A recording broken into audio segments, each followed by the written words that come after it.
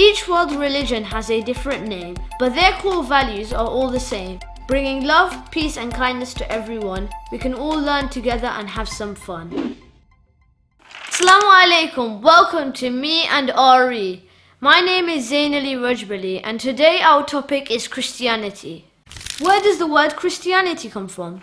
The Messiah in Greek is Christos, therefore comes Christ and then Christianity, the religion of those who worship Jesus Christ as the Son of God. Do they believe in God? Christians worship one God in Trinity, the Father, the Son, and the Holy Spirit. They are all one. They are not three gods, but one God. The three persons are co-eternal and co-equal. Are there any prophets? In Christianity, prophethood stops at Prophet Musa, Moses. After that, Prophet Isa is worshipped as the Son of God. Do they believe in an afterlife?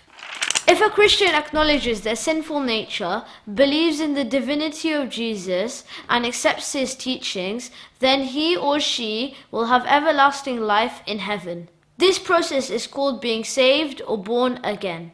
Do they have any holy books?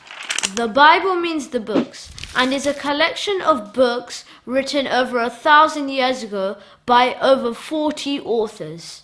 Some are unknown in a variety of styles and languages, and over 75% is the Old Testament. What food can they have or not have? According to the Bible, Christians should not eat meat from a pig. This is the verse that talks about this. Of their flesh the swine shall you not eat, and their carcass you shall not touch. They are unclean to you. Do women have to cover their head? Faithful women are expected to cover their head, and this is what the Bible says. If a woman does not cover her head, she should have her hair cut off or shaved off. She should cover her head.